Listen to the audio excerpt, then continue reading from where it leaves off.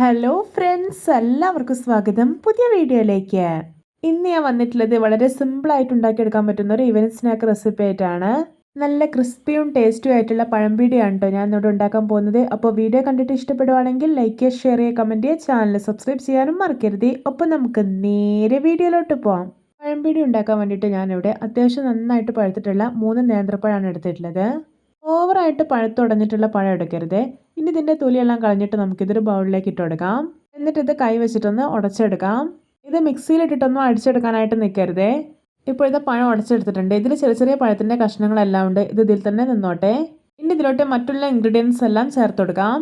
ആദ്യം ഇതിലോട്ട് 2 table spoon കോൺഫ്ലോറും 5 table spoon വറുത്ത അരിപ്പൊടിയും ഇട്ട് കൊടുക്കാം. ഇത് പത്തിരിയും ഇടിയപ്പമൊക്കെ ഉണ്ടാക്കാൻ വേണ്ടി എടുക്കുന്ന പൊടിയാണ്.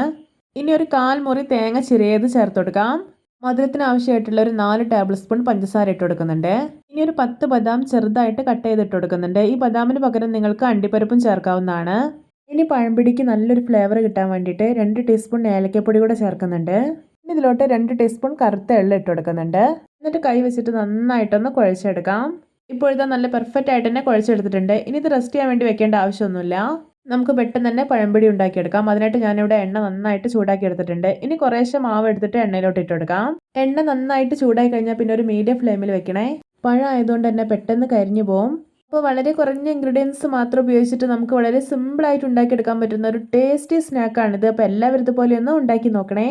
ഇപ്പോൾ കണ്ടോ, ഇതിൻ്റെ കളറൊക്കെ ചേഞ്ച് ചെയ്യാൻ വന്നിട്ടുണ്ട്. ഇനി ഇതെല്ലാം ഒന്ന് തിരിച്ചിട്ട് കൊടുക്കുകയാണ്. വളരെ പെട്ടെന്ന് തന്നെ ഇത് ഫ്രൈ ആയിട്ട് കിട്ടും കേട്ടോ. ഒട്ടും എണ്ണയൊന്നും കുടിക്കാത്ത നല്ല നാടൻ രുചിയിലുള്ളൊരു പലഹാരമാണ് കേട്ടോ ഇത്. പ്രത്യേകിച്ച് നേന്ത്രപ്പഴം ആയതുകൊണ്ട് നല്ല ടേസ്റ്റാണ് കഴിക്കാൻ. ഇപ്പോഴത്തെ 2 ഭാഗവും നല്ല പോലെ മൊരിഞ്ഞ് നല്ലൊരു ബ്രൗൺ കളറായിട്ടുണ്ട്. അപ്പോൾ ഇത് റെഡി ആയിട്ടുണ്ട്. ഇത് നമുക്ക് എണ്ണയിൽ നിന്ന് കോരി മാറ്റാം. ഇതാ നമ്മുടെ രുചികരമായിട്ടുള്ള പഴംപിടി റെഡി. നോക്കിയേ, കാണാൻ തന്നെ എന്തൊരു ഭംഗിയാണല്ലേ. കാണുന്ന പോലെ തന്നെയാണ് കഴിക്കാനും സൂപ്പർ ടേസ്റ്റിയാണ്. ഇതുപോലെ നമുക്ക് സെക്കൻഡ് ബാച്ചിലുള്ള പഴംപിടിയും റെഡിയാക്കി എടുക്കാം. പഴംപൊടി ഉണ്ടാക്കുവാണെങ്കിൽ നേന്ത്രപ്പഴം ഉപയോഗിച്ച് തന്നെ ഉണ്ടാക്കണം കേട്ടോ. ചെറുപഴം ഉപയോഗിച്ചിട്ട് ഉണ്ടാക്കരുത്, അതിനത്ര ടേസ്റ്റ് ഉണ്ടാവില്ല. പിന്നെ ഇതിൽ തേങ്ങ ചേർക്കുന്നത് സ്കിപ്പ് ചെയ്യരുത്. തേങ്ങ ചേർക്കുമ്പോൾ ഒരു വെറൈറ്റി ടേസ്റ്റാണ് ഉണ്ടാവുക. ഇപ്പോഴത്തെ നമ്മുടെ സെക്കൻഡ് ബാച്ചിലുള്ള പഴംപൊടിയും നല്ല പെർഫെക്റ്റ് ആയിട്ട് തന്നെ റെഡി ആക്കിയിട്ടുണ്ട്. ഇത് നമുക്ക് എണ്ണയിൽ നിന്ന് കോരി മാറ്റാം. അപ്പോൾ നമ്മൾ എത്ര സിമ്പിളായിട്ടാണല്ലോ ഈ ഒരു ടേസ്റ്റി സ്നാക്ക് ഉണ്ടാക്കിയെടുത്തിട്ടുള്ളത്. നിങ്ങൾക്കിത് കാണുമ്പോൾ തന്നെ മനസ്സിലാവുന്നില്ലേ ഇതിൻ്റെ പുറമേയൊക്കെ എന്തോരം ക്രിസ്പി ആയിട്ട് ഇരിക്കുന്നത്. ഉള്ളൊക്കെ വളരെ സോഫ്റ്റുമാണ്. പിന്നെ എടുത്തു പറയേണ്ട മറ്റൊരു കാര്യം, ഒട്ടും എണ്ണയൊന്നും കുടിച്ചിട്ടില്ല എന്നുള്ളതാണ്. വൈകുന്നേരങ്ങളിലൊക്കെ ചൂട് കട്ടൻ ചായക്കൊപ്പം ഇതുപോലെ ഒരു ടേസ്റ്റി പഴംപൊടി ഉണ്ടെങ്കിൽ അടിപൊളിയായിരിക്കും. കുട്ടികൾക്കും മുതിർന്നവർക്കൊക്കെ ഒരുപോലെ ഇഷ്ടപ്പെടുന്ന ഒരു സ്വീറ്റ് സ്നാക്കാണിത്. അപ്പോൾ എല്ലാവർക്കും എൻ്റെ രുചികരമായിട്ടുള്ള പഴംപൊടി റെസിപ്പി ഇഷ്ടപ്പെട്ടെന്ന് വിചാരിക്കുന്നു. ഇഷ്ടപ്പെട്ട ചാനൽ സബ്സ്ക്രൈബ് ചെയ്യുക, സപ്പോർട്ട് ചെയ്യുക. അപ്പോൾ ഇതുപോലെയുള്ള വെറൈറ്റി വീഡിയോകളായി നമുക്ക് വീണ്ടും കണ്ടുമുട്ടാം. Okay, bye bye.